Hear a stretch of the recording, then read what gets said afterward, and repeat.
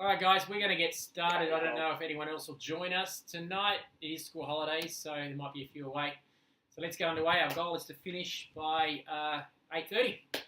So let's pray. Let's all bow our heads and pray. You'll have to take your word for it that you're actually bowing your head. I can't see you, but we'll pray. So, Jill, why don't you pray? That's a good start. You can pray. Sing. You're sitting next to me. Sure.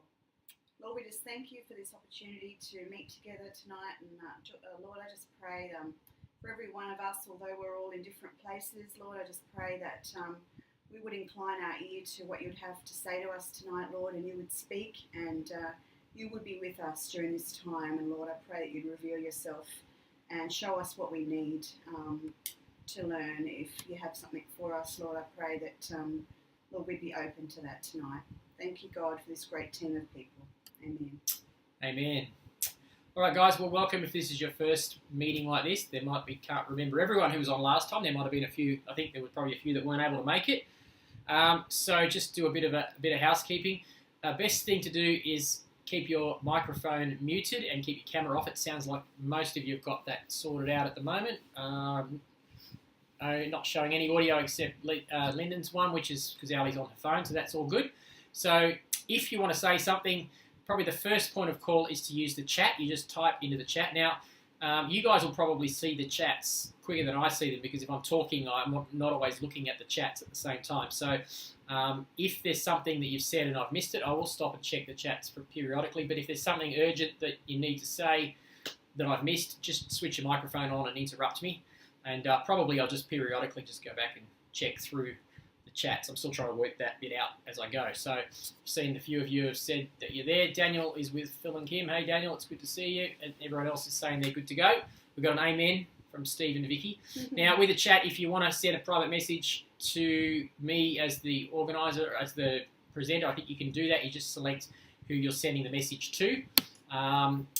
Or you can send a message to everybody, or you can send a message to individual people. Just behave yourself if you're doing that. Listen to what's being said rather than just making jokes about the pastor behind his back. All right, so format for tonight's meeting, to let you know what we're going to do. We're going to do a few different items on an agenda and just work our way through. So firstly, we're going to talk about some just abbreviated stuff around culture. Every time we get together, as leaders in any format, we want to be reiterating culture, reminding ourselves of that. And for some of you, it might sound like it's repetitive and we're going over and over, but that's the intention. We need to constantly be hearing this stuff around culture for it to settle in. So I'm just going to pick out one of our cultural values, one of our guiding principles, and just talk to that a little bit. Then we'll talk a little bit about stuff that's coming up, what we've got to look forward to in the next couple of months before we have another meeting, just to give you a heads up as leaders. So that you're in the know, and then you can talk to other people as well and help us push the whole vision of our church forward.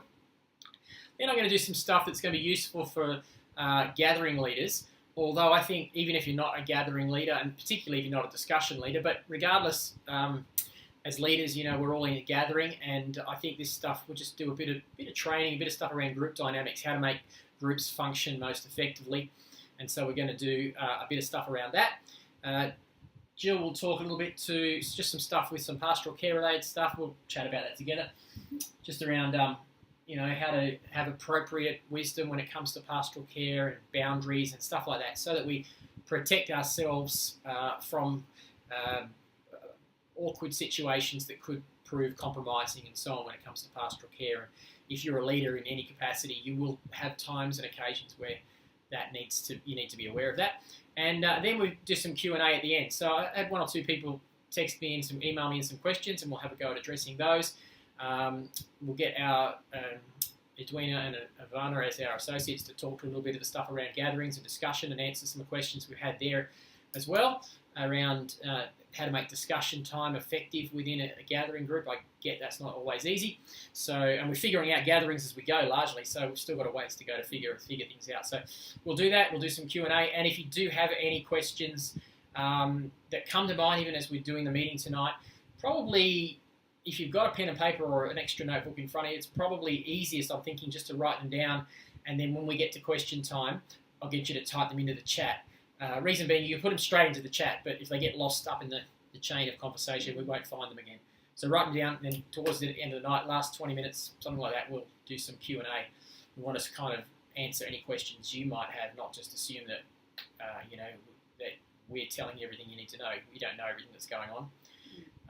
Anything you want to add before we get going? Good. All right. All right. So let's have a look at some culture stuff. So I just wanted to do a bit of a revamp and remind you about a couple of things. First of all, don't forget that we have those culture booklets that we have at both locations, and we're giving those out to new people.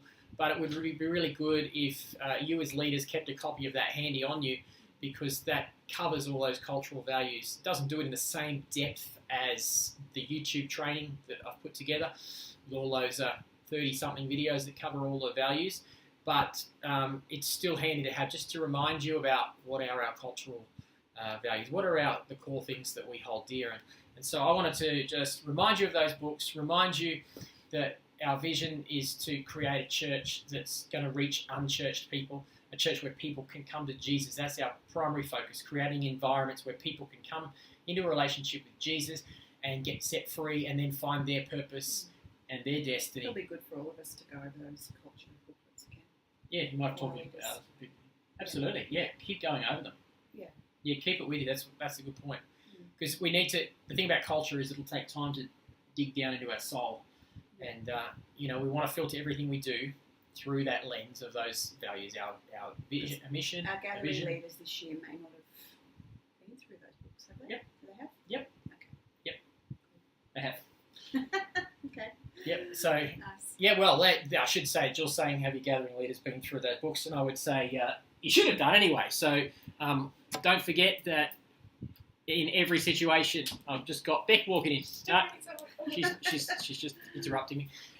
So don't forget, with that mission vision stuff, guys, I can't stress enough, we want you to do those culture videos. Now, some people have done them, but not everybody has done them.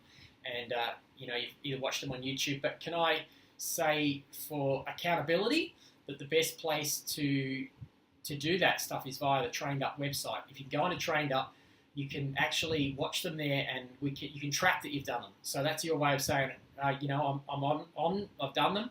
If you just watch them just on YouTube, there's no real accountability there. I can't tell you've watched them. So if you can watch them on Trained Up, it just helps us to know that you're on top of that stuff.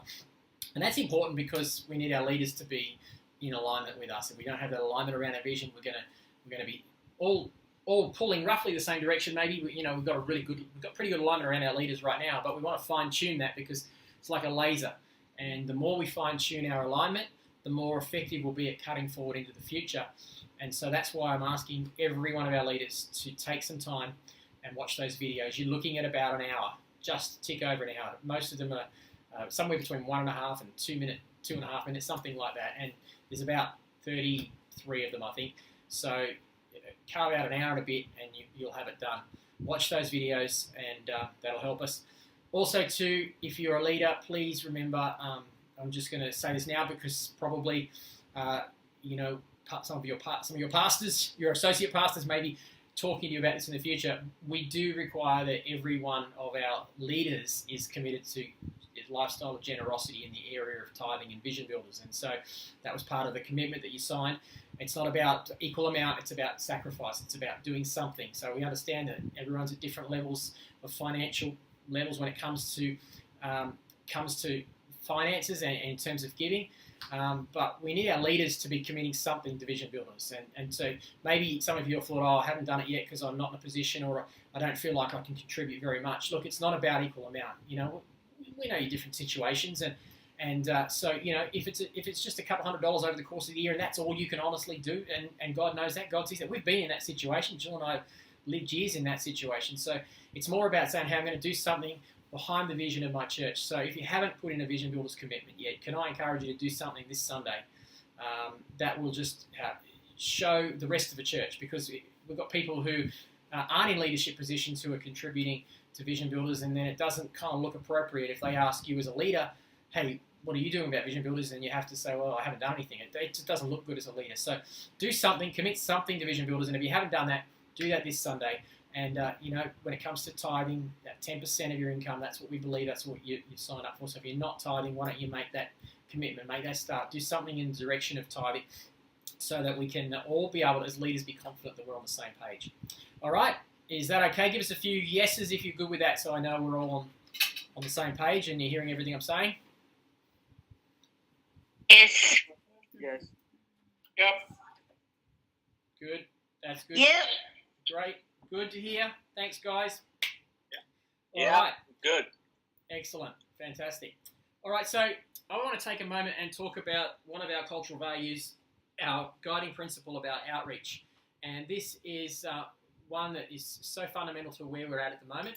I just wanted to remind us of that. So what I've got in our value guidebook that you guys have all got a copy of, not the shortened one, but the longer one, the document that I put together, says one of our central elements of our mission is reaching those outside the church, locally and globally, with the gospel of Jesus. We're committed to creating avenues and opportunities for people to effectively demonstrate God's love to the world.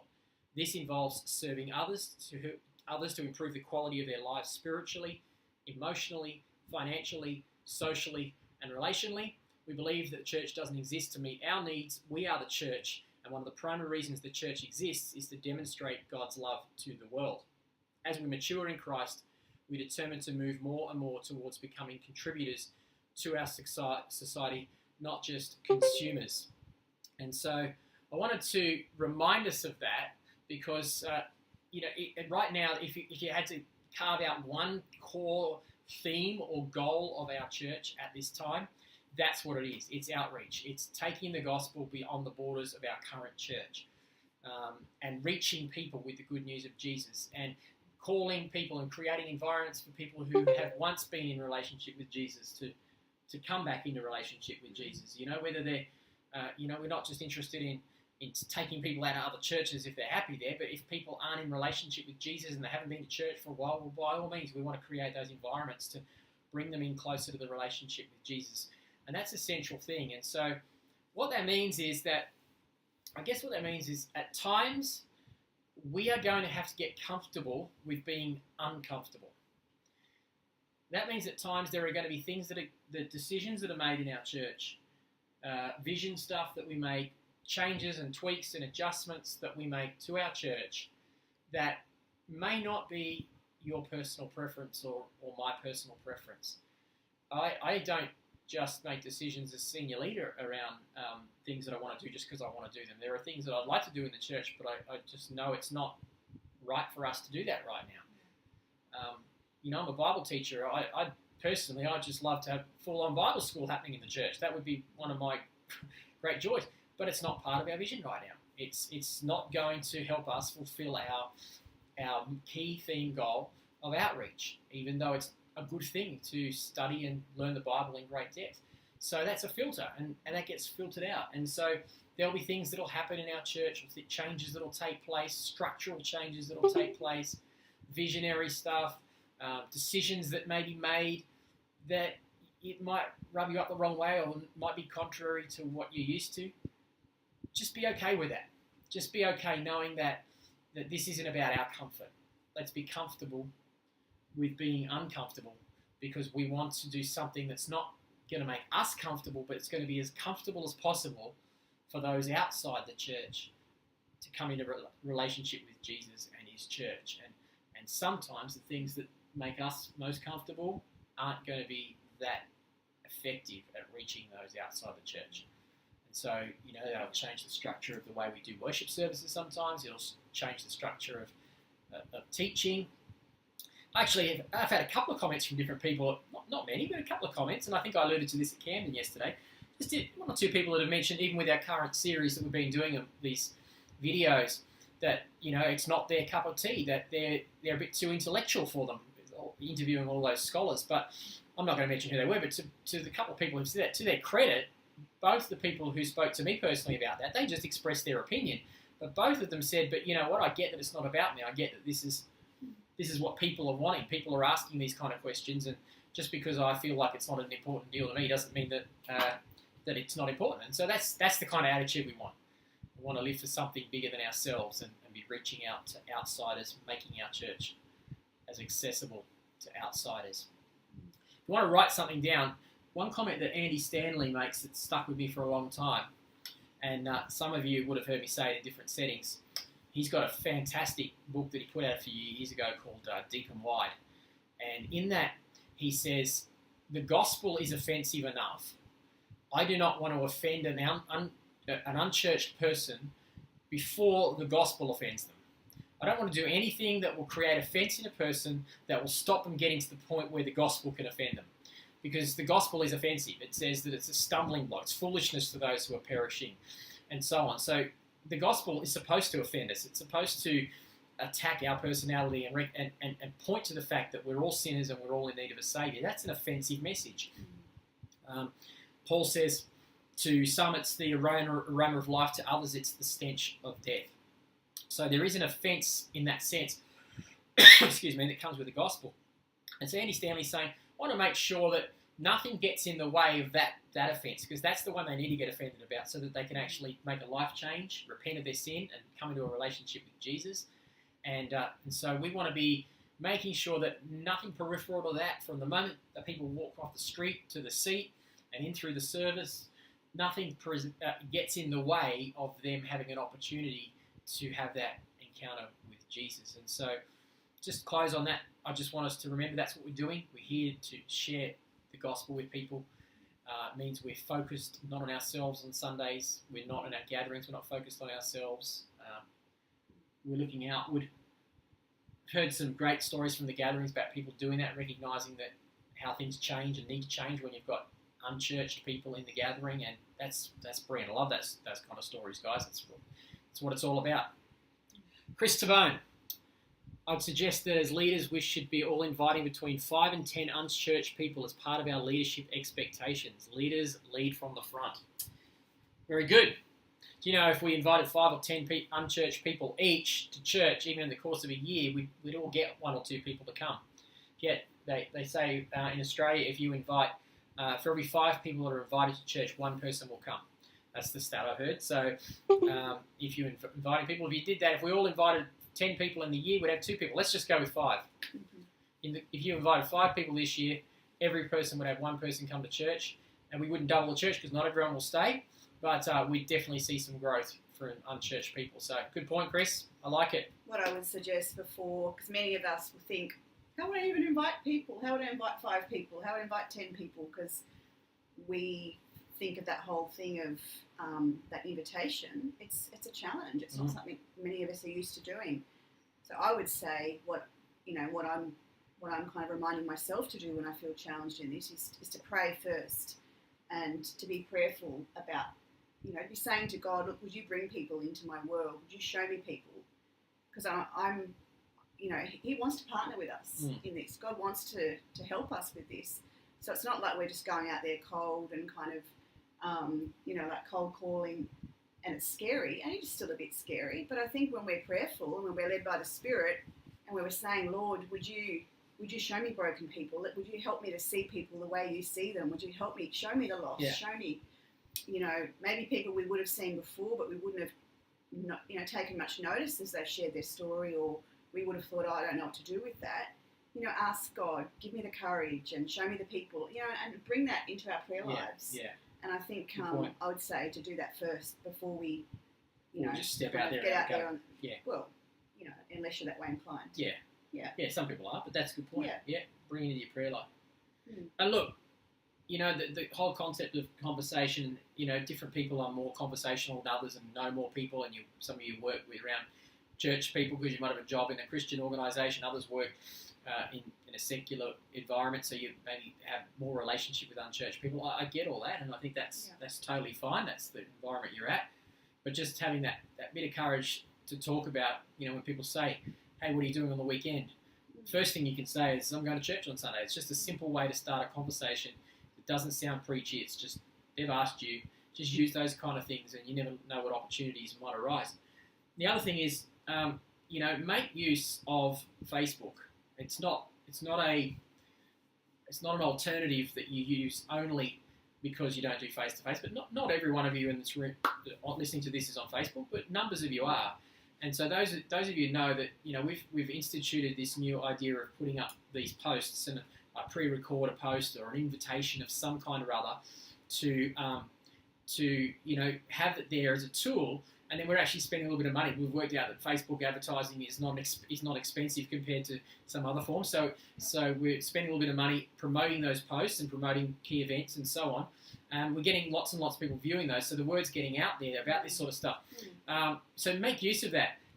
And all you need to do is when you see one of those posts, and we're creating events now, a Facebook event on our church, both our church Facebook pages for both locations, Camden and Wallandilly. Every Sunday there's an event. So you can share that event and just simply say, looking forward to going to church this Sunday, would love you to join me. And that can be your asking, and you might find some people come on board. In fact, Phil, you're there. If you're there, why don't you tell a story about what's happened with your friends? Pop your camera on and tell us about that story. Well, Yep. okay. Yeah, no, okay. Got my camera. Hopefully you'll see my, what happened was the first historical evidence of Jesus talk was Rowan shared that through Facebook, and I just shared it again. And I had a work colleague sort of said, well, actually that night after the first service, to say, well, what is the evidence? And all I just wrote back to her was, well, come and see. And she did. And so she's fitted around her work schedule, and so she's come to Camden as well as to Wallandilly, depending on her work schedule. So she's only missed about 2 days of the series. So that's what we've done.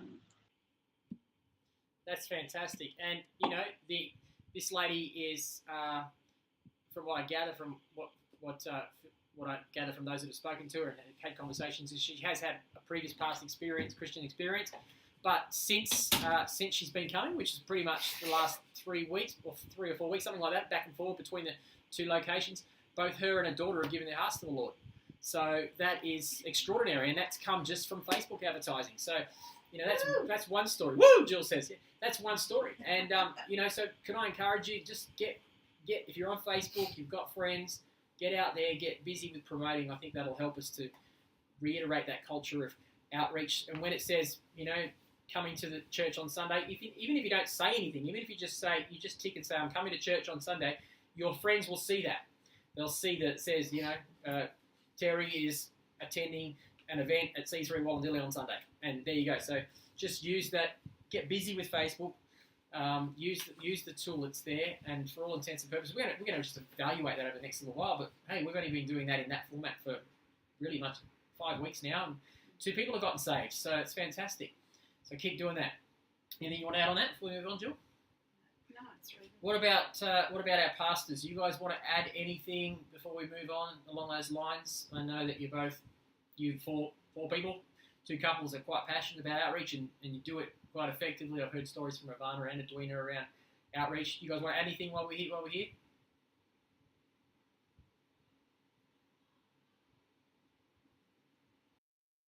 Sure. Look, we're so encouraged by, just everything that's happening within the life of the church, and that people are starting to look, like you said, beyond the walls and the borders of the church and into their world, and they're being prayerful. Like I've heard lots of people saying, they're really starting to pray and ask the Lord, who can I invite, and then being courageous and just putting the invites out there and sharing a bit more about what's being discussed. So and absolutely, that lives are starting to get impacted. It's nothing that we do. It is the Spirit of God, but yet we partner with Him, and so that's the exciting thing, is that as we're yielding ourselves completely to Him, He's moving, and we get to celebrate, along the journey. So really good. Excellent. And while you're there, Ivana, you don't need to name names, but you had a situation with a friend reconnect with you recently too, haven't you? Yeah, that's right. Look, opportunities arise all the time. Like you're saying, if you're just natural in your discussion of your world, in your workplace or wherever it is that you connect with people, they're interested. They want to hear a bit more. And so, I had an experience just recently up in the lunchroom where I just happened to say, I opened my emails and Rowan, you had sent something through, and I just said out loud, gee, he's so organised. And my manager's like, oh, who are you talking about? And I said, our pastor, he's just sent some things through. And anyway, and then that opened the conversation with another girl in at the lunchroom who began to share, of her journey of church and was thinking to come back to church possibly and had known of our church. And just, anyway, it was just a natural conversation. And that's what I think, if we just be real and authentic and open our worlds up, you just never know who that's going to attract and, where conversations can go. And it's not contrived, it's not forced, it's not rude, it's just real life. Yeah. Fantastic. Yeah. Great stuff. Yeah. Edwina, Paul, do you want to add anything?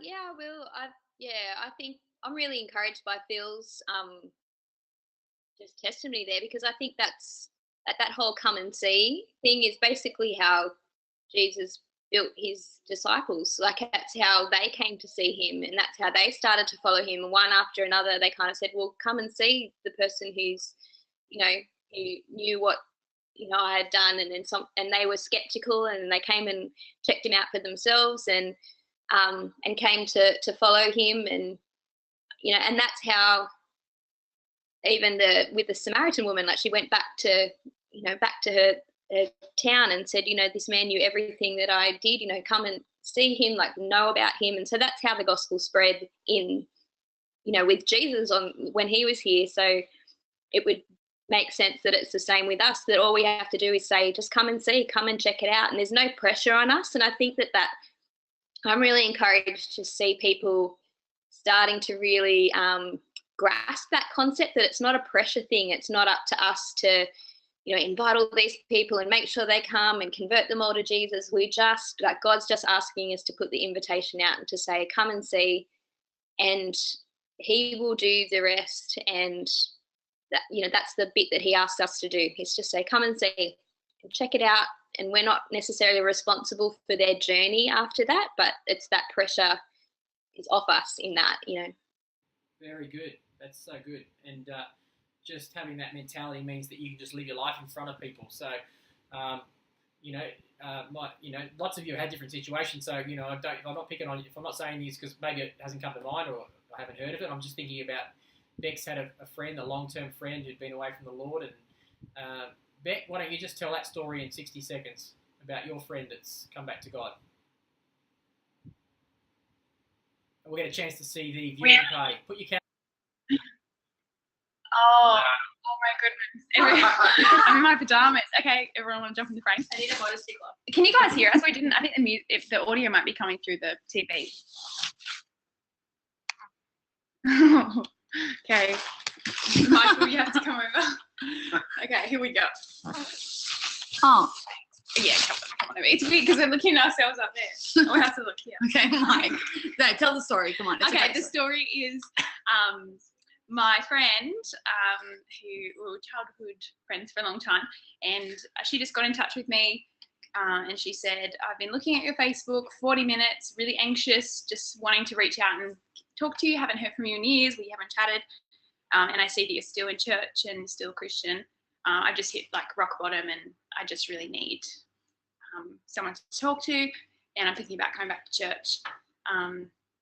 Yeah, how are you? And we just opened up conversation. It was really good. And she's been in attendance, and we've caught up quite a few times over coffee, and she's just been asking really a lot of the questions that we're answering in church. So it has been that kind of come and see thing, and it has been a bit it hasn't been an instant full-on attendance in church, which I think is normal, but she just comes when she can, and she always asks me to save her a seat and stuff like that. So it's been really good. Yeah!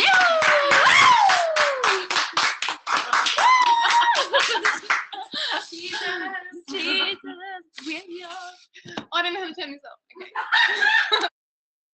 Crazies, aren't they? So, all right, we'll move on. Good stories. And that was the one where really it was just living your life, being yourself, and not even having to do anything. So I love that come and see mentality. That was basically just a matter of not blocking them on Facebook. Yeah, that's right. Not blocking them on Facebook, yeah. You still were friends on Facebook, and they were still watching you, and you didn't even know. Yeah, even though the tendency is to think, we never know who's watching. That's right.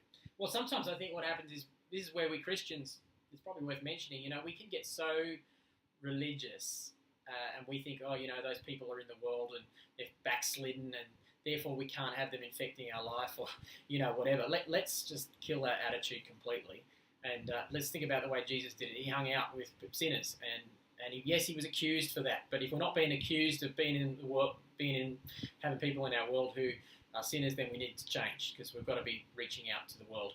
And if people think they're going to get corrupted, it's a possibility. But if you spend more time around Christians than you do around non-Christians, then the likelihood you'll be strong enough in your faith to pull them up rather than them pull you down. And you guys are leaders, which means we're confident you have the strength already in that way to not let negative forces pull you down. And if you are feeling like you're tempted into that sort of stuff, well, talk to us about it.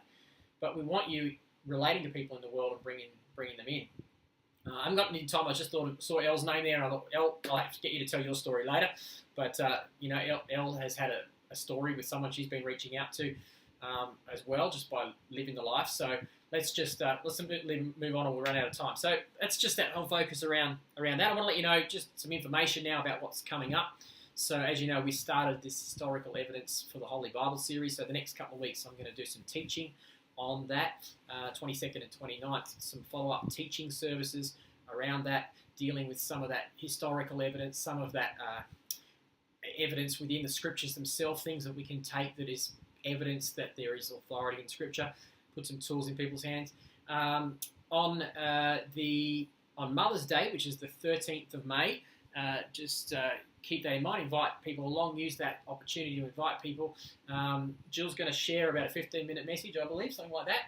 And we're also going to watch another one of those Game Changer videos, and that will be focused on the issue of Jesus and his attitude towards women and children, and how Christianity has shaped the worldview when it comes to women and children, and compare it to others. And that I've taken a 30-minute message and a 30-minute video and condensed it to 15 minutes. But it's superb. It's one of my favourites, actually.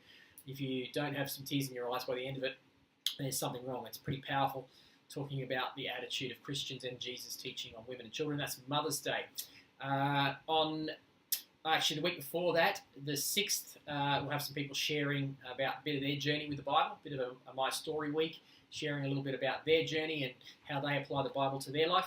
So that's the 6th, the 13th. The week after, the 20th, is Pentecost Sunday. We'll have an encounter service on Pentecost Sunday, create space for the Holy Spirit and healing. Now, those 3 weeks, I won't be in church. Those 3 Sundays are the Sundays that I'll be in Israel. In fact, there's 9 of us watching at the moment who are all going to be in Israel. So that will be the Weedens, Beck, myself, the Clemos, Steve, Vicky, and Karen. I don't know if Karen's online tonight. I can't. She may be there. We'll all be away those 3 Sundays, but that doesn't mean stay away from church. Come and lend weight and help add weight to the services. The 20th will be Pentecost Sunday. And then we're going to launch in at the end of May into a series that will last for about 3 or 4 weeks, and it's going to be about suffering. So the number one question that people ask, if your God is so good, if your God is so kind, how can a good God allow bad things to happen? How come suffering exists? How come there's problems in Syria? How come my relative died of cancer? How come there's pain?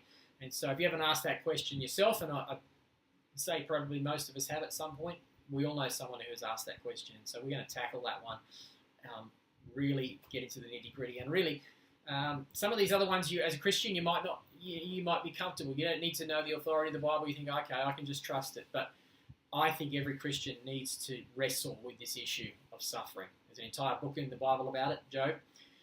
Plus it's alluded to everywhere else. So that'll be a series all about suffering, and that'll take us right through to the end of May, mid-June, something like that. And then by then we'll have another meeting, and I'll let you know what's happening. All right. So how are we going? 10 to 8. Good. All right. I want to do some stuff about group dynamics. So this is, as I said, for our gatherings, but you're all in a gathering. And if you're a gathering leader, especially if you're a gathering discussion leader, this is not to single you out. You can listen up and hopefully you'll learn something. I'm not picking on any one gathering discussion leader. I just felt it would be good. We had some discussions. Thought it would be good to try and do a little bit of stuff around group dynamics, because some of our groups are quite big. And how do we make groups work? Anytime you put people together in a setting, there's going to be issues come up. There's going to be things come up that are going to require work. And so I just thought I'd spend 10 or 12 minutes talking about group dynamics. I'm going to try and share my screen with you in a moment because you'll see I've got a couple of diagrams here. And This is good for all of us, even, it's great for gatherings, but it's actually good in church life. Really, we're always going to be in groups. I mean, that's what the family of God's That's about. right. That's what the church is Yeah. about. We're always going to be gathering with a bunch of people. So it's really good. That's the industry we're in, is the people industry. So we need to learn as much as we can about people. Yep. And understanding people and different types and different characteristics and Yep. growing in that knowledge of that, so we can work better with people. Yeah, for sure. Yep, absolutely right, Jill. So I want to show you this image here, and what I want you to do, we all know someone who represents one of these people, but I would like to hear from a couple of you about which one of these do you think you might, if you're honest, might be your tendency. So you should be able to see my screen if I do this. Can you guys see my screen? Let me know. I heard a yes from the other room. All right. So have a look. Okay. You can? Good. Have a look at those guys. Yep. Let's talk about them. Actually, before I talk about them, how about you talk about them? Why doesn't someone type and tell me which one of those? Maybe you can all have a go. We might not get to it. Which one of those guys or ladies most do you most recognise or in yourself, I suppose, and why? And I'm sure you've seen every one of those in any kind of group setting, whether it's a family gathering, whether it's your workplace, or it's a gathering or a connect group, or even in church. Very clever artist. The harpist. Like, I don't even see the harpist. Where is the harpist?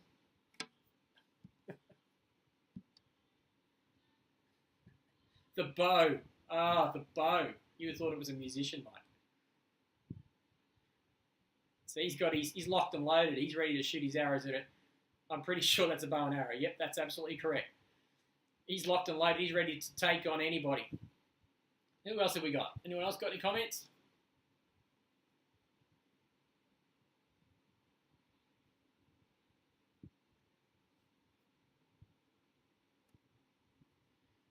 Is that a pillow Erin that Knight is holding? Tony is at 9 a.m. Laid back, feet off. What's he got in his finger? I'm swinging his keys around or something. Anne said she's the one with the mouth shut. Okay. Oh, it's a pack of ciggies.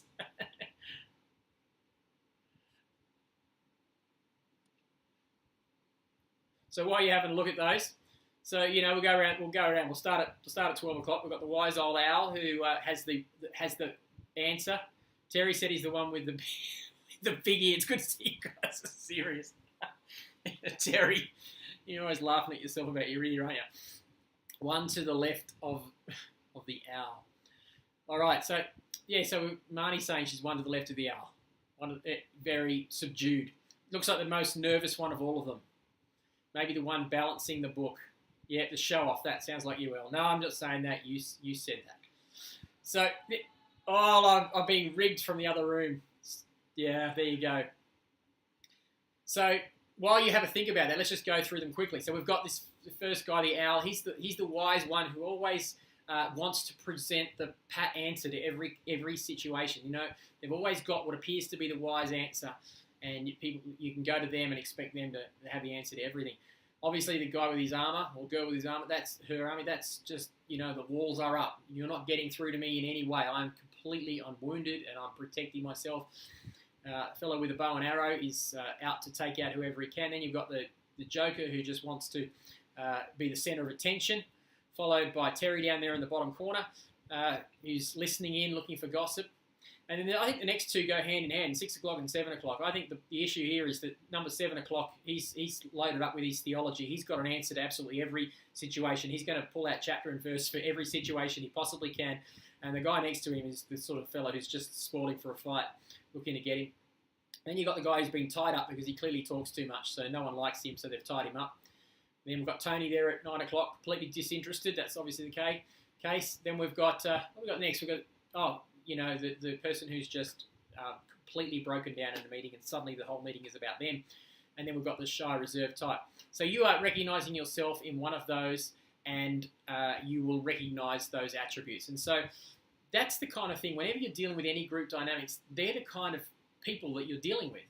And it's as a leader, that can be quite burdensome. That can require a lot of forethought to think about the fact that that's what you're dealing with. So what I want to do is I want to show you what that can do. If you're the leader and that takes on a burden for you, that's what you'll end up feeling like.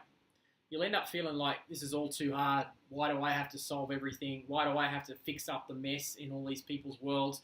Why do I have to be the answer to every person's problem? And it's one of the downsides of having a teaching gift. It's one of the downsides of having a pastoral heart. Every gift mix, regardless of what it is, has positive and negative attributes. Positive things that enhance the kingdom, and negative things that the devil can latch onto and pull you down. And so a person who is a natural servant, when they're on a good day, they'll serve anybody. When they're exhausted or tired or see someone else not serving, they get frustrated. A person who is a natural pastoral person feels as though they're carrying everybody's pastoral burdens. Why doesn't the pastor deal with this stuff? Well, why am I left dealing with it? Well, it's your gift. It's not. I'm not naturally pastoral to the same degree as some of you people are. But you can end up feeling like you're carrying the whole burden on your own. And so we don't want you guys as leaders, regardless of what leadership capacity you are, we don't want you to feel like this guy, where you're carrying the burden alone. And one way to do that when it comes to group dynamics is to make sure that you learn the art of facilitation, not just teaching. And I want to show you the difference. In this simple little diagram here, we have the difference between facilitation and teaching. So in this situation here, we have a teacher who is teaching their class. So if you take the discussion time in a gathering, for instance, or you take the old style Bible study, this is teacher. And this is what we do largely on a Sunday, because we're dealing with a large group of people, and really when a preacher's standing at the front, they are to a large degree teaching. And there's a place for that. However, it's not the most effective way to do a small group.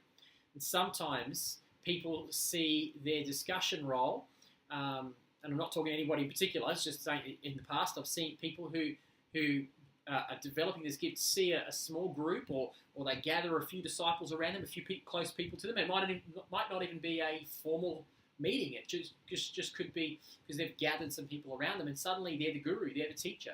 And what they probably don't even realise, and I'm putting my hand up because I've been this way in the past, and I think that tendency is still in me, I have to work at it, is what they don't realise is that their needs are being met by meeting other people's needs. But ultimately, you're not necessarily being most effective at meeting other people's needs if this is the kind of model that you have when it comes to discussion. It's you preaching and teaching other people. There's not much room for discussion. That's the way a teacher operates. This is a facilitation model. And as you can see there, the facilitation model is where a person is gifted in such a way that they facilitate conversation among a group of people. And so in a moment, we're going to talk about how you can do that. So a facilitator of a small group setting, whatever that might be, even if that's a business meeting or whatever, an effective facilitator, people who study this stuff as sociologists study group dynamics. It's actually a science, group dynamics, and it happens to apply to church life a lot. But sociologists tell us that an effective facilitator will actually speak for about 30% of the time. So next time you're in a small group setting of any kind, why don't you, if you're the leader, why don't you think that through and look at it and go, how much speaking am I doing? Have a think through that. Ask someone who you trust. Say, hey, am I speaking too much or am I not speaking enough? And, you know, that's part of having, say in our gatherings, we've got a group of people. Let's support one another and strengthen one another in this and see how we're going with our facilitation, because you should be speaking about 30% of the time, which is challenging because you're the teacher, you're the leader. People will ask you questions, and very often you've got the answer to those questions. Very often you could help that person quickly. Well, you think you could, but you know we've heard this from from Greg French, we've heard this from John Finkeldy enough times recently that when you look at how many times Jesus answered a question with a question, it's phenomenal. It's like hundreds of times in comparison to the number of times he actually answered a question. Facilitation is answering questions with questions. Years ago when I was first doing this stuff, when I was Connect Group leader, Connect Group pastor at Mount Annan, one of the things that stuck with me was I heard a speaker say that when it comes to being the facilitator of a small group setting like this, the most important lesson you need to know is the big toe principle. And the big toe principle is simply when someone asks you a question, you fold your arms and stare at your big toe and don't say anything, because your tendency is to jump in there and speak. And don't do that. You know, I'm a mouth. That's part of my job. I teach. But in a small group setting, I have to learn not to do this. When I teach the Year 7 kids, I say to them, you know, I ask them, show of hands, who are the talkative people in the room? Who are the people who's talked the most? And they'll put their hands up. Then I'll say, well, who are the ones who aren't so talkative? And some of them are so untalkative, they won't even put their hand up to say they're untalkative. But I'm talking to you guys. If you're one of the talkative ones now, I'm going to talk to you and say, we need to learn to keep our mouth shut more often, because we think we just say the first thing that comes to our mind. We're constantly speaking all the time, and those that are quieter people, when we're talking, they're thinking, and which means they say a lot less, but stuff they say often carries much greater weight because it's thought through, the implications of it. It's been weighed and tried and worked out. So as a facilitator, you don't want to make people feel uncomfortable, but you do want to create space for quieter people to share. And sometimes that will actually require, even in a joking way, say, hey, John, you've had enough to say tonight, you know, and if you preempt this like beforehand and just do a bit of this simple preliminary stuff and joke about it, say, hey, John, give someone else a go. If you do that graciously, it can sometimes work at giving other people a go. Loving the diagrams. Good. Glad you like the diagrams, guys. That's all I've got, 4 diagrams. All right. So that's what facilitation is. So I want to ask you guys, before we move on and Jill does this other stuff, I want to ask you guys, what are some of the ways that a facilitator can respond when they're asked a question? What are some things they could say if you were a facilitator and you were asked a question about a matter? Let me think of a hypothetical one. I didn't have one prepared. You know, how do I know that Jesus really existed? You're leading a discussion, and someone says, how can I know that Jesus really existed? Type in some answers. What do you think that someone else, what you could do if you are the leader, if you were responsible for leading that group? Okay, I'm getting some answers come through now. Jimmy said, redirect and ask someone else in the group what they may think. Very good, Jimmy. What do you guys think about that? Who was that? What do you guys think about that? That was Edwina and Paul. Absolutely. Can anyone in the room answer that? You guys are right. I'm preaching to the choir here. Put the question back to the person. Exactly, Emma. Exactly. Any other thoughts?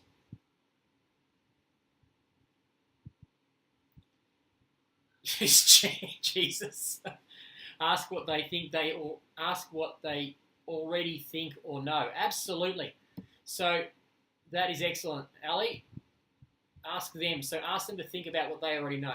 A really awesome one we had around Easter was, what did you think of it as a child? Yeah, good one. Is that different to now? Excellent, El. That's a good one. Yeah, so you're actually redirecting with a question. John Finkelly adds a few more as a coach that look, they're all gold. If you guys were sort of facilitating that kind of discussion, they'd be spot on. Deb says, ask what they think. Yep. And so John actually does some interesting things that coaches do, because obviously coaches, their primary job is to facilitate. And so he'll say things to me like this when he's coaching me. He'd say, what would you say to someone who asked you that question? So it gets you thinking about it. Or he'll say, if you had to solve that problem yourself, if you had to answer that question yourself in 5 seconds and make a decision, what would that decision be? So he kind of forces you to think outside the box a little bit. Does anyone have any other thoughts on this? You guys are spot on with this. I know you're asking us, but what do you think about it, Pastor Ryan? I know you're asking us, but what do you think about it, Pastor Ryan? I'm lost on that one, guys. They're being cheeky, I think. So if we can have those kind of questions, if we can ask questions to other people, that's how you'll facilitate. You have to resist the temptation to be the person with the answer. And your job is not to provide the sole answer. Now, it may go full circle. And I get it, guys. Yeah, I saw you were doing it to me. You're asking me. I get it. I figured it out as I was talking. It might go full circle. And in the end, after there's been conversation, you can then weigh in and say, well, this is what I think. But just get into that habit of bouncing conversation around. And another simple thing you can do is if someone is looking at you, simple group dynamics, especially if the groups are, set up a certain way. Two things you do. If you get a really talkative person, put them next to you, not opposite you. Make sure, hey, come and sit next to me, because if they can't see your eye contact, they're less likely to talk. So make sure they're not sitting opposite you. Avoid making eye contact with people who are super talkative all the time. So these are just simple things you can do to make sure that you're pushing the conversation around the room. And so when the person asks the question and you say, well, what do you think about that? They answer that. At that point, you don't say, that's great, now let me tell you what I think. Then you say, well, what does other people think? You just keep circulating that conversation around. This works in the workplace. It helps with brainstorming. It helps in all that other areas.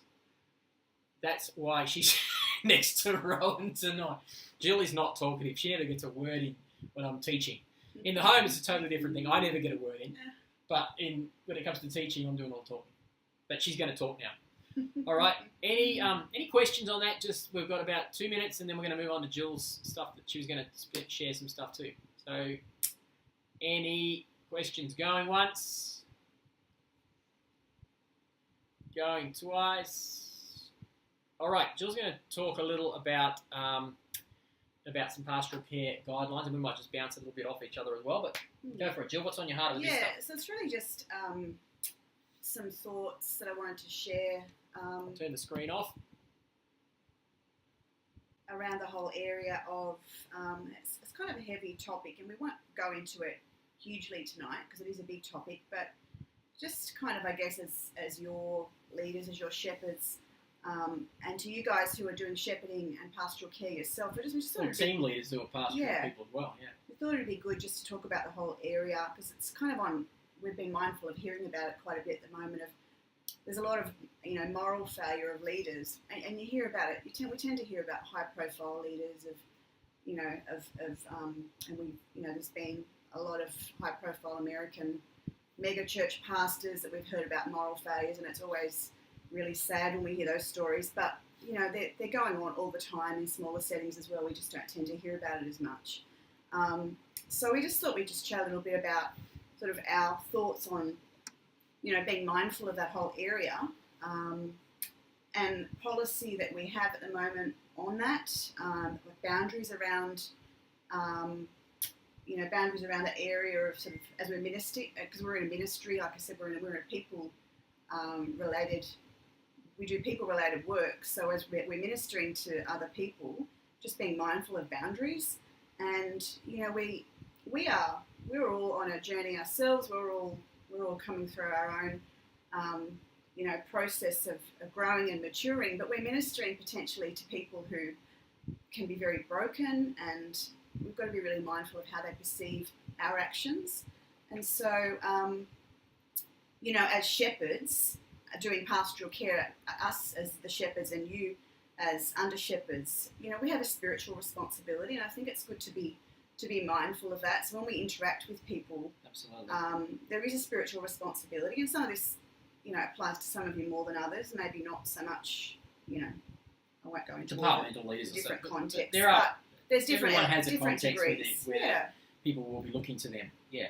Yeah. So and people, we need to realise that people actually, when there's a spiritual responsibility there, people actually take that seriously, and we've got to be really careful and mindful that people can actually be, that we're leading, can be hurt by us because they expect, the Bible tells us that too much is given, much is, how's it go? Expected, much is required. Much is required.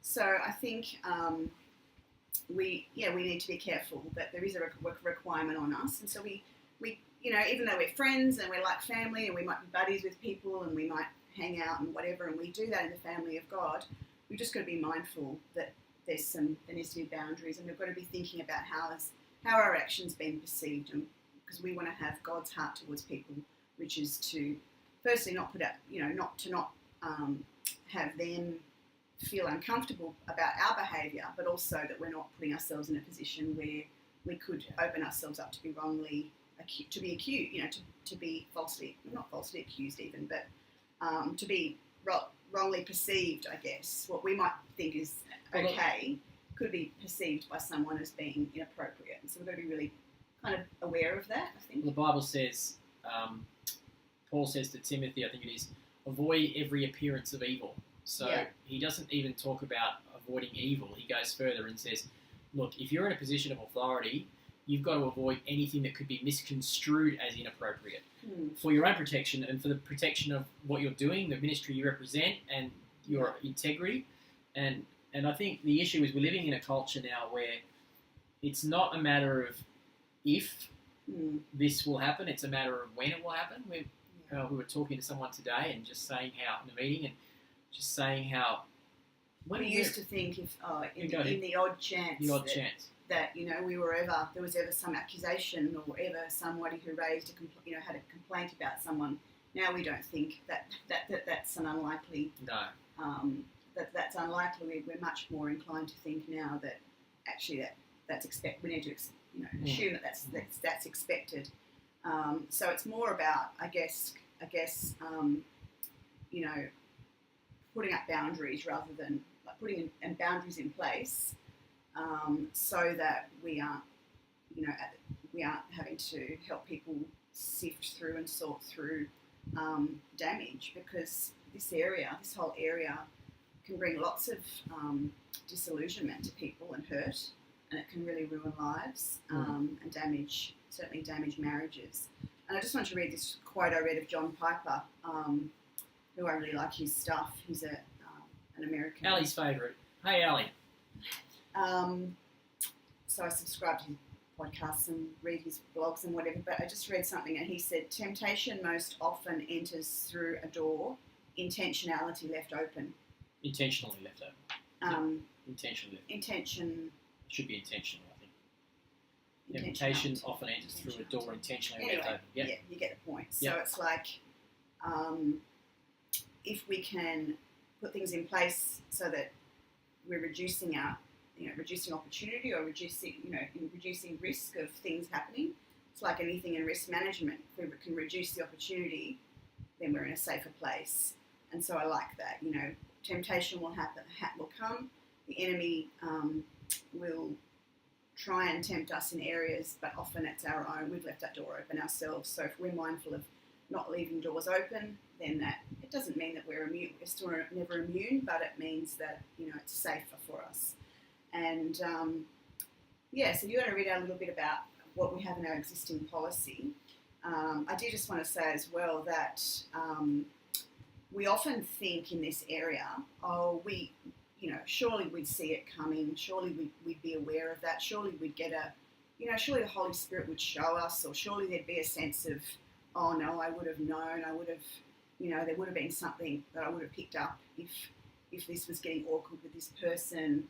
But often with these situations that you hear about what, you hear people's story on the other side of it when there has been an accusation or where there has been a sin, and when they reflect back, they often say, I thought that I was stronger than I was.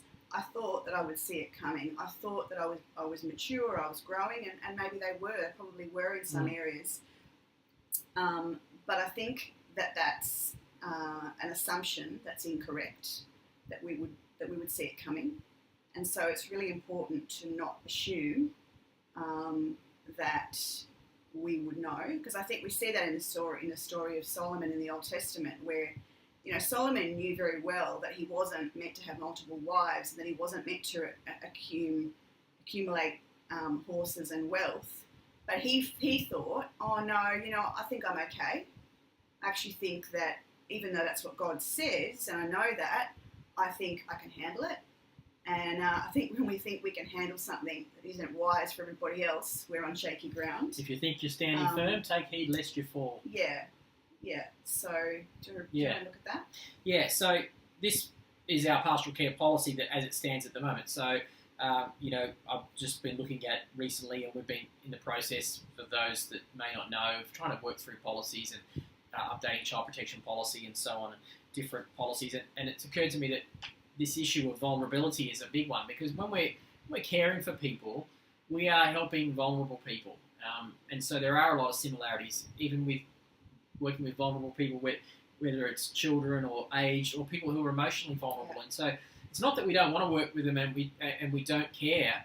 And I think, the last thing we want our leaders to do is think, oh, this is all too hard, and so therefore I'm not going to risk anything. That's not the heart of Jesus either. Jesus is always for the underdog. He's always reaching out. But what we want to do is be able to give you protection and frameworks that, if you stay within those, will keep you safe. And the Christian ministry is a long journey and a long haul. And so these are just some of those things that I wanted that we put into our current policy, and we might rework some of this a little bit more as we're constantly updating and changing things. But it says some of the things I've said here around working with adults, for instance. All people offering pastoral care, whether paid or voluntary, must recognise that they're placed in a position of trust and responsibility. Every person under their care is entitled to feel safe at all times. Those working in ministry should therefore make every reasonable effort to avoid acting or failing to act in a way which is likely to frighten or intimidate another person or compromise another's sense of physical, emotional and spiritual safety and well-being. Now, it's worth saying there that if you're dealing with a vulnerable person, what you as a leader perceive to be safe may not be safe to them. And so we've got to be constantly asking. I love the way Paul Ryan will often do this at LL. He'll say, is it okay? Can I have permission to give you a hug or whatever? He'll actually ask that person, even though there's nothing wrong with it himself. He recognises that vulnerable people need a little bit more awareness. We need to be a little bit more emotionally intelligent about what we might do that we think is appropriate, but for them, it might not be appropriate, and to ask your permission. Those offering to care for adults should also understand that while they may consistently be dealing with those who are peers in terms of age, maturity, profession, etc., the nature of the relationship is never going to be that of a peer. The moment that a person takes on a position of pastoral responsibility, they also take on an inherent responsibility for those who look to them for pastoral care. And so this becomes an issue when you're switching hats with friends, when you're pastoring friends. Those of us that are pastors, we know that. We have to, on one hand, we have to say, okay, I'll put my pastor's hat on now. I'm speaking into that person's life pastorally as a leader. And this isn't just pastoral. If you're not a pastoral person, but you're a department leader and you've got someone in your group who is in your team who is a friend, then the question is, am I speaking as their leader or am I speaking as their peer? Sometimes the hat switching analogy is fine. Just use it. Just say, I have to put this hat on right now. Which hat am I wearing right now? So that people understand that there's clarity around those roles. Otherwise, it gets clouded. And there's Paul speaks to Thessalonians. It wasn't Timothy. I was wrong. He says in 1 Thessalonians 5:22 that they should abstain from every appearance of evil. This is an even higher standard than avoiding evil. In the context of pastoral care, this requires that anyone operating in any personal pastoral capacity on behalf of the church should maintain a certain level of appropriateness in their behaviour at all times in order to expose them or themselves or the church to unnecessary accusation. In particular, no person should ever provide or visit or provide pastoral care to a person of the opposite gender alone. A third person should always be included. No person should travel in the car with a person of the opposite gender alone. So what we're talking about here is not extended child protection policy, but this is what we're doing. We're saying we're creating protective mechanisms to avoid slander, because your ministry can be undone by slander. I saw Pastor Rowan go up to so-and-so's house and knock on the door and went inside, and I know her husband wasn't home. Now, I could have gone in and said hello and walked out, but the damage is done. It only takes someone to see that. So it's about trying to minimise risk. We can never get rid of it completely. That's why the term is risk minimisation, not risk of we can't ever completely mitigate the chance of risk, but it's about risk minimisation. It's about being sensible because we represent the kingdom and we want to use that. And I guess that's what we're talking about, is making sure that we don't have people fall over because and take people down because of some kind of either intentional moral failure that's come over a period of time, or just through not having an appropriate boundary in place. So if you've got questions on that, this is probably not the forum back and forward to talk about it, but we will chat with you and your pastors, talk to Ivana and Edwina as well about this, because we want to make sure we protect you guys. as well. But Yeah, and another, it's aside a little bit, but it is related. I think we've got to watch our own emotional health, and if we stay strong as well, and as, again, and don't assume that we're okay and we're all good and we don't need God. We've got to keep remembering and being mindful of the fact that the more we grow in God, the more influence we have, and the more we grow in leadership, the more we need God. Yeah. Not less. and the more you get accountability with other people in the The world more we too. get accountability, and we need to be mindful of surrounding ourselves with people. We need to be feeding ourselves on God's word. He has to be our source.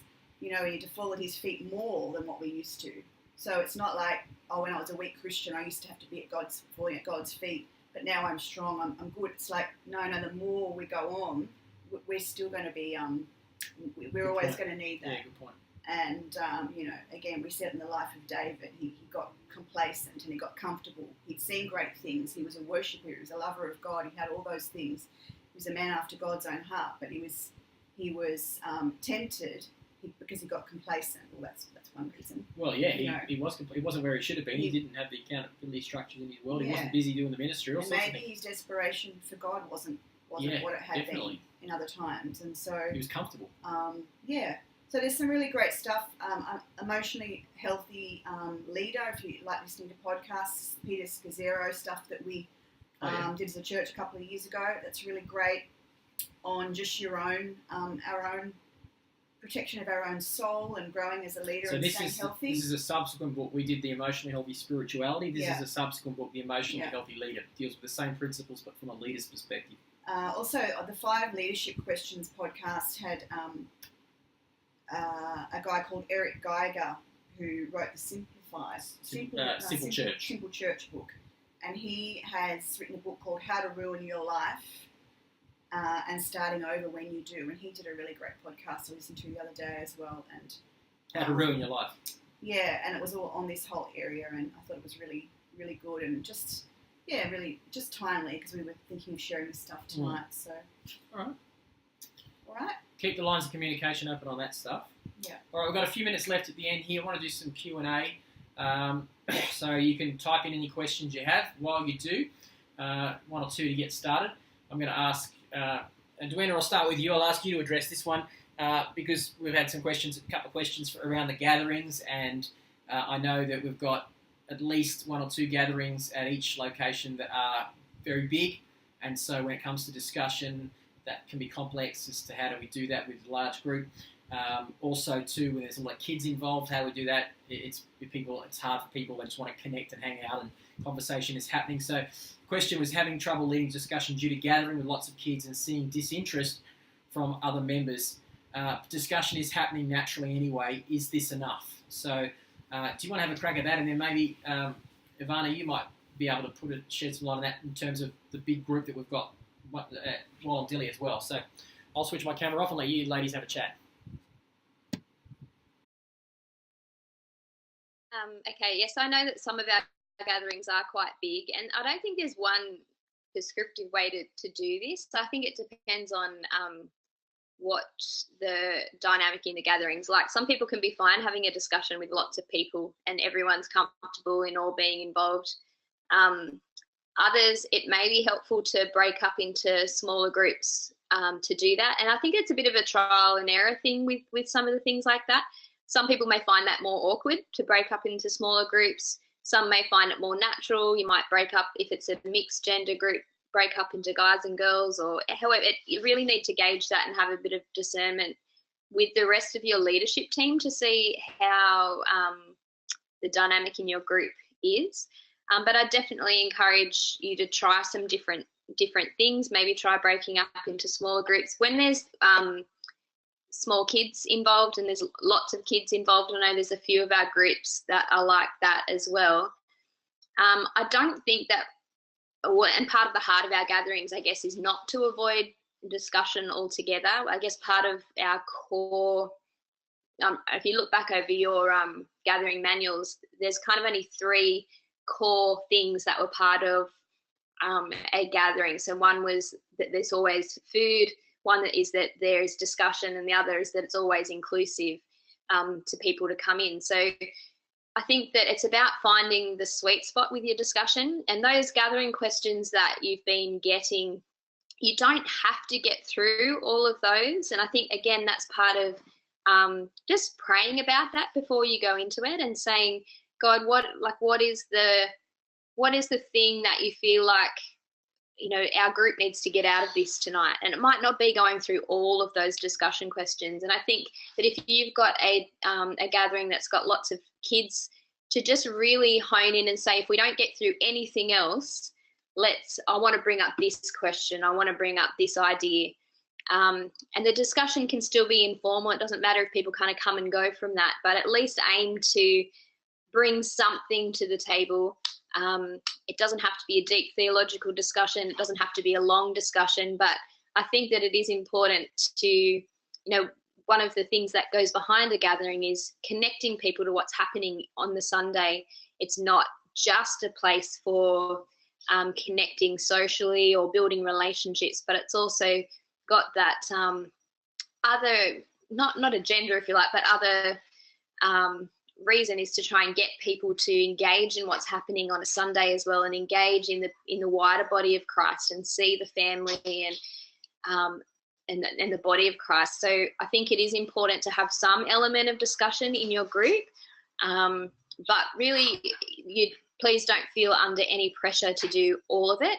On the other side of that, if you are feeling like your group is getting through discussion questions and are really wanting to take it deeper, then as a discussion facilitator, you might like to take it somewhere, again, being mindful of who's in the group. Have you got new Christians? Have you got people who aren't Christians yet? And I think that is a really good thing to remember too, is that you need to have some understanding of where the people are at in your group. And that might be through having a discussion with the person who's looking after the pastoral care. If you at one night have got all Christians and you all know that they're all been Christians forever and they want to take the discussion a little bit deeper, then that's okay. But if you know you've got a lot of new Christians or people who are still just exploring their journey with God, then be mindful of that and cater for them over the people who want to take it into a deeper discussion. So I hope that kind of makes sense in that. That would be my thoughts around that question. Great thoughts. I agree.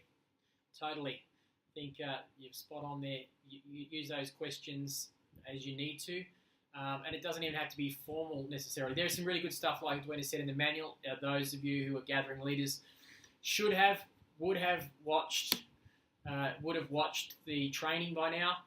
Because in the training by the Kelseys, Josh Kelsey does some great stuff around how to transition out of that connection, friendship, food thing into a bit of a discussion. And so you can model that, and as leaders you can work together and support one another in how do we actually make that transition, because it can be hard to shut everybody down and say, excuse me. Well, Josh does some really good stuff on that. Ivana, do you want to share anything?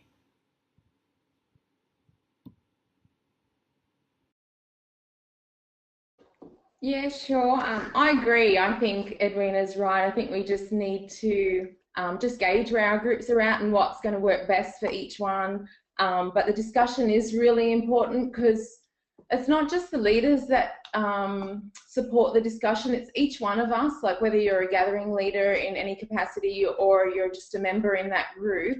You know, we're taking what is being spoken on Sunday and then unpacking that in our gatherings, but then also mindful of those that are visiting with us that aren't a part of church life necessarily, or that are people in our world and don't really know what it's all about. The whole purpose of these gatherings is, yes, to build each other strong in our faith, but it's to reach out and to be inclusive of other people. And I've seen some of the dynamics in the bigger groups, and they can work. Like, I've heard lots of great positive things, and then I've heard frustrations that have happened. But some of what you spoke about tonight, Rowan, with the facilitation and the asking others to answer the question rather than the discussion leader feeling like they've got to talk and take the platform for the whole night, I think is really going to help our gathering groups. And yeah, that there'd be a takeaway, like we've now started, I've started now emailing all the gathering leaders the questions that you send forward to us, so they're all thinking about it. They're already prompted in how they're going to respond. Even they might even pull other questions out that they might like to ask their group. So discussion's good. We all learn and grow. Not one of us has got the complete answer. It's like God puts a little bit of the answer in each one of us, and this helps release heaps of people into their giftings. And yeah, so I think just everyone being mindful that you all play a part. It's not just the gathering leaders, and this can be extended into our lives completely. It's not just around the gathering group. It's how do we then include others in our world? And like you're saying, like, be mindful of where people are at, and don't just assume that because somebody's been coming to church for 5 years that their relationship with God is really strong, or they're in a season of, you know, being up on the mountain. There are lots of people that hide that they're in the valley and that they're really struggling. And yeah, so don't just assume that people are in a good place. Like, always be mindful that maybe somebody's struggling today in this group. How can I bless and how can I encourage them? Absolutely. Great. Love that. Love those thoughts, Ivana. Really good. Really good. So when you're getting those questions, and for those that don't know who aren't gathering leaders, I like your idea, Ivana, about sharing them around among the whole group too. That's good. I take a bit of time on writing those questions, and I'm filtering them through. It's not just, doesn't just come off the top of my head, and I'm not an expert at this, but I've done a bit of research into this kind of stuff, and so I try to write questions that I think through the implications of how, most importantly, because of our focus of outreach, I think through the implications of how will this be perceived by an unchurched person. So we don't want to water down the gospel, but I want to make sure that an unchurched person at least has an opportunity to answer that question if they want to, and address it and think it through themselves.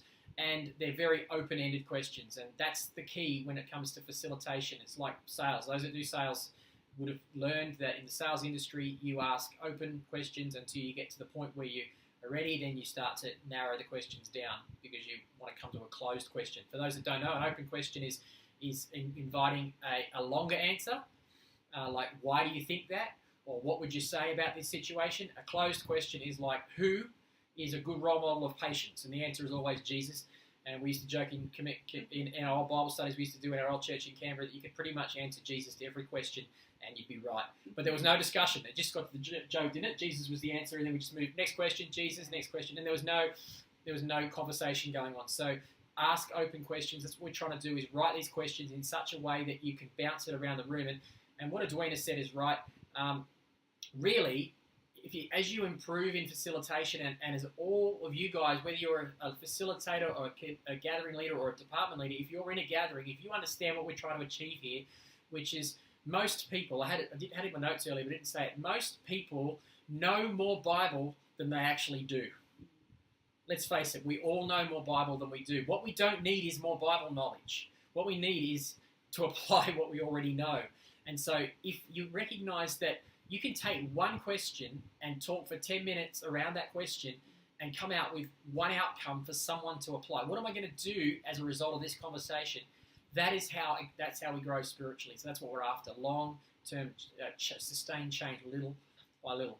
All right, we're going to get ready to wrap up, but I've got another couple of questions, but I just want to give an opportunity for anybody to jump in with a question who may have one that you'd like to answer, because I will have a go if you guys want to. Well, I might even ask you yourself. That's probably why you're all afraid to ask questions now, because you know I'm just going to say, well, what do you think? And I may do that. Just wait 30 seconds or so for anyone to ask a question. I'll just stare at my big toe. Stare at your big toe? That's right, you got it. The big toe principle. You like that one? You've heard me say that before, haven't you? Yeah.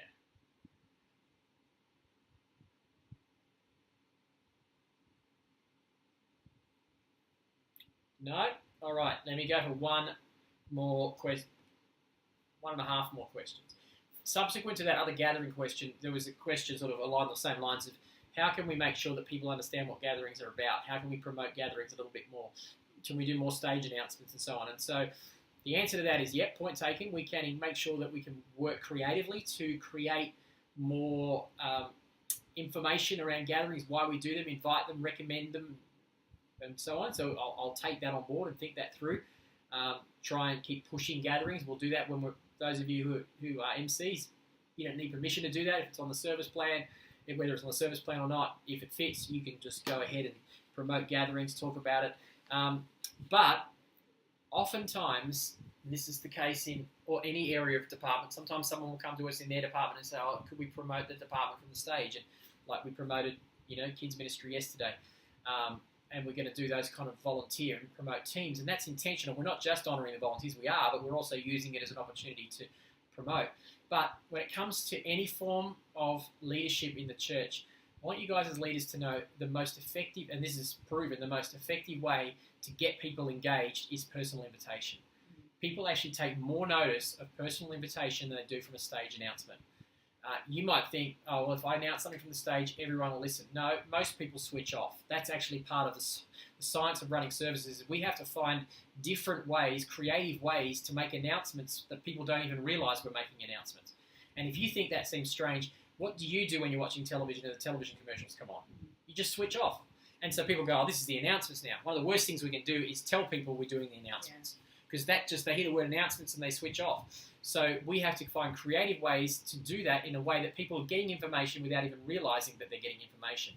And so we're working on that, but that will never really cut it if you're relying on that. Even with our promotion of volunteers in kids yesterday, mentioning both campuses, I mentioned people could come and chat if they're interested in volunteering, and I didn't have anyone come.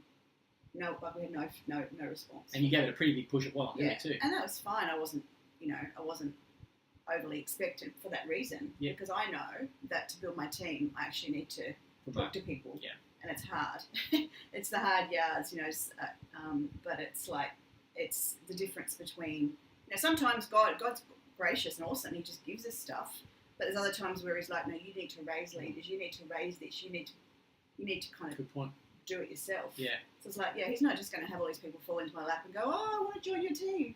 He's like, you and your team can get out there and actually, one by one, you can recruit people and raise leaders yourself. So that's teams, that's getting people to gatherings, all those kind of things. So that's what I'd say is, sometimes they'll people, sometimes people will ask, and sometimes we get a super charismatic leader who manages to either get charismatic enough to get everyone on their team, or they are so pushy that they get everyone on their team.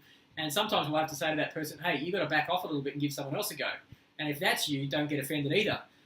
We get that you're trying to build your team, and that's good. But we're also trying to build a church, not a silo. We're not trying to build one department. We're trying to build a whole church. It's like, if a gathering gets to a certain size, give someone else a go. It's just because we have our eyes as leadership in our church, our senior leadership, we're not thinking departmentally. We can't afford to think departmentally. We're thinking across the entire organisation, and that means that if one department is doing well and one department is not doing well, it's actually everybody's responsibility to make the department that's not doing well start doing well, including the one that's doing well. We might have to leverage some of the resources in there across to there, and this leader could think, well, hang on a second, I've put all this hard work in. Yeah, you put this hard work in, but you're building the kingdom, you're not building your... Am I getting preachy now? Now they're all thinking, what have I signed up for? No, I don't see this. I can't even off the top of my head. This is all the stuff that Patrick Lencioni talks about in his book. So that's where it's all coming from, the stuff that we did last time. But that's it. We're all trying to build something. We're building the kingdom of God, and we're thinking big picture. So probably is a little bit challenging, but it's not certainly not. If you go away tonight and think, Rowan's having a go at me, I'm not. Honestly, I can't think of a particular person. It's just these are leadership principles that I want you guys to have on board. So when we do need to talk about these things, you're up with it. And if you hear other people complaining, you can say, no, this is why we do things this way. All right, one last question, and I know we're over time. How much do I say if I see a person making an unwise decision in their life?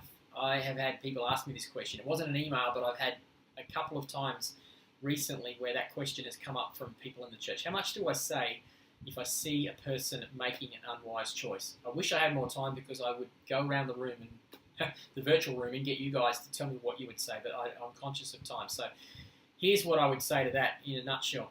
First of all, I'd say it depends on how much of an existing relationship you have with that person. If there isn't an existing relationship, I think you should be very slow to jump in there and tell a person that they're making an unwise decision. You may be right, it may be truth, but Paul says speak the truth in love, not love to speak the truth. And so be wise in that. If you don't have a relationship with that person, you've got to be very careful about the unwise decision. Now, if it's a potentially, it also depends on how unwise the decision is, but also too, you need to ask yourself. Depends on what the context of the relationship is. That's what I'm saying. It's the relationship you have with a person. So Yeah, like what? Even if you're not close to them, why are they in your world? Yeah. I mean, if there's someone who's been put into your world, you're responsible for, even if you don't have much of a relationship with them, it's still. I would say to that, we would, let's not use hypotheticals. There's a situation with a person who's in our church right now who would become aware that they're in a relationship, and so by virtue of the fact they're under our protection and under our covering, the question is, do we go and tell that person that is not a wise relationship for them, or do we not? And in this particular situation, we've discussed this a little bit with some pastors, and we actually feel like we're probably limited in what we can say right now because they're not inviting that. They might see themselves as part of our church, but they're not really connected to that level yet. And so for us to say something to them, we haven't got that open door yet. And so we just need to love them and see where it goes. But the thing is, try to err on the side of a little bit of caution, recognizing that you may, with good intentions, actually push that person away. So if you can build a relationship with the person into their world, hey, they make a bad decision, you're there to pick it up. You're there to pick up the pieces if you have to. Just avoid, trying to correct if you think it's not going to get the response you want. So just be a little bit circumspect. And if you're not sure and you see that, ask a pastor. Ask them how they think you should work with it, and they might say, hey, yeah, you need to do something with that or not, rather than you putting yourself. So it all depends on how open they are to your input. That's enough for now on that one. You stared hard. Oh, the guys are joking again. What are you saying? You stared hard at Rowan when you said that. Did she? She does that. I was trying to just get the context of what the question was. She does that all the time. So I haven't got my glasses on, so I can't read it. Sometimes, I'll let you know a little secret. Sometimes I say to Jill, your eyes are telling everyone in the room more about things than you realise they're telling you right now. Sorry. That's all right, I'm used to that. It's okay. I'm used to that. So that's true. Now, Ellie's got a question, a practical question. What is the date of the first gathering for term 2? I can tell you what that will be. It will be week 2 of term. It is going to be week commencing Sunday the 6th of May. So week commencing Sunday the 6th of May. So that week between the 6th and the 13th, Ali. 8th of May, yep, Ivana's onto it. That's it. Paul and Edwina are onto it. Everyone's on it. What was the big toe? About staring at your big toe. Yep. Oh, she stared at me when she was talking about staring at a big toe. Okay, good. Hey, any other thoughts? Otherwise, we're going to let you guys go. It's 8:45. We're 15 minutes overdue. Thanks for being on board. I've actually recorded this. Hopefully, if it worked, I'll be able to upload it to Trained Up, and so those that weren't online can watch it. And if you need to refer back to all the wisdom, infinite amount of wisdom that came out of your pastors tonight, it'll be there for you forever and a day. All right, guys. No other questions? No. Awesome. Thanks for being on board. The thanks are coming through. Appreciate all of you guys. Doing great. And looking forward to Presents next week. Don't forget, if you can be there, it'd be great. I'd love to have you. We're going to have some great time hanging out together. All right. Thanks, everybody. Have a good rest of the week. Talk to you soon. Bye. Bye.